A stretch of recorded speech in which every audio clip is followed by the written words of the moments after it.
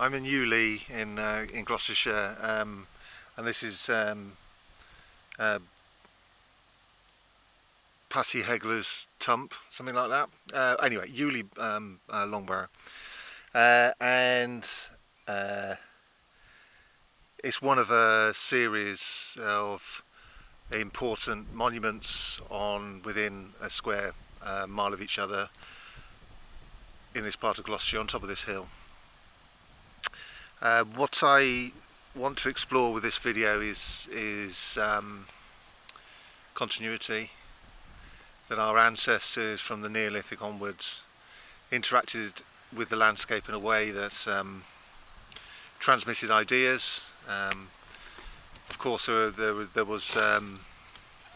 were interruptions in the Bronze Age, the Romans, then the Anglo-Saxons. I would like to argue that some ideas were transmitted all the way from the Neolithic to the present day, but I'm not sure it's possible. I want to do a video on Chedworth, the Roman villa there at some point, because it has a mosaic in it that was made in the 5th century. They've carbon dated it, some material underneath it to prove that it was created during the early 5th century, which suggests that it didn't all collapse in the sort of 370s, the Roman economy. Doesn't mean that that society continued after the retreat of the Roman army, Roman state in 410, but it widens the potential for influence to later than we thought. But anyway, this is just a walk out in the countryside. This is Patty Hegler's Tump behind me. We're going to go and have a look inside. There's a Roman temple here, completely obliterated. It was to the Roman god Mercury. Unfortunately, there's no sign of that really. No, there is. It was an Iron Age temple here.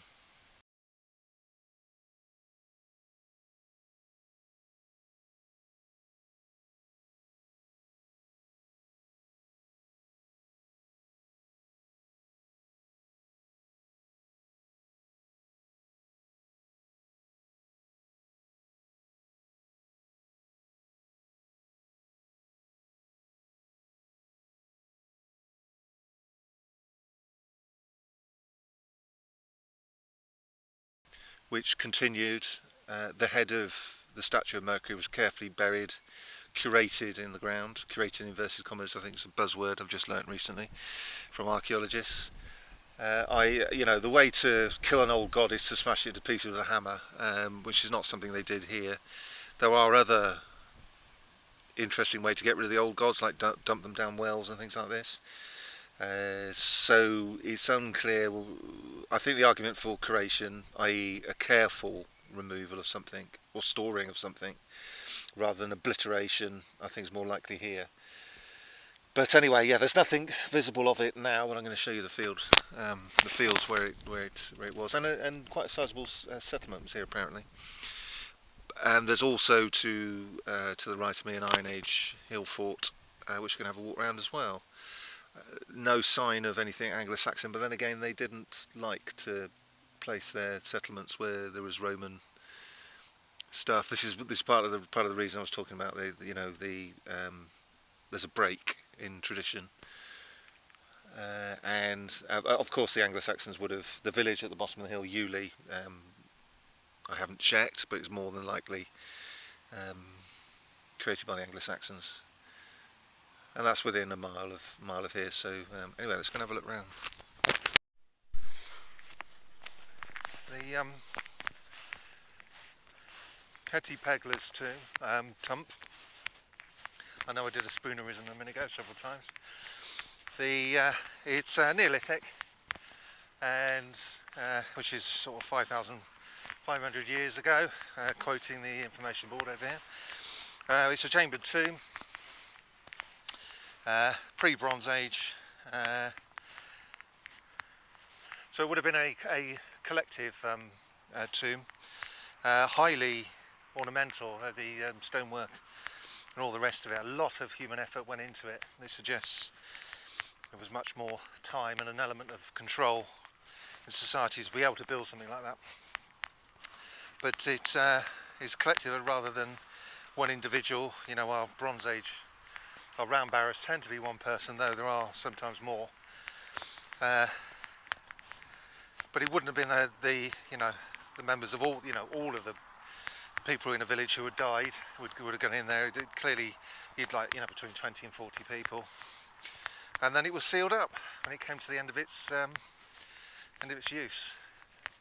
When it got to the end of its importance to the community, but over here.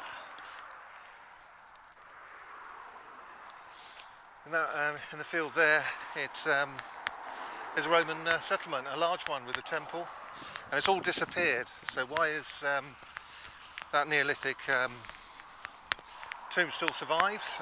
Probably it was just too holy, but then again, you would have thought a temple to Mercury would have been too holy to demolish. It is luckily on the edge of it's small scale. It's on the edge of the field, so it wouldn't have been too much of a misuse of agricultural land. Yeah, I think it was, in my view, my estimate, it would have been small enough to stay there and not be ploughed out into to nothing, like the Roman settlement was.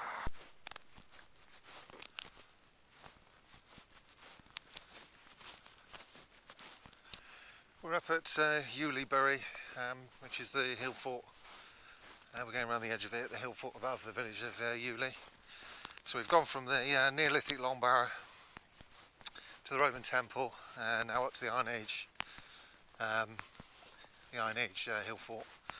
There's bound to be very often with Iron Age hill forts. There's a Bronze Age burial somewhere up there, but I'll have to look that up. But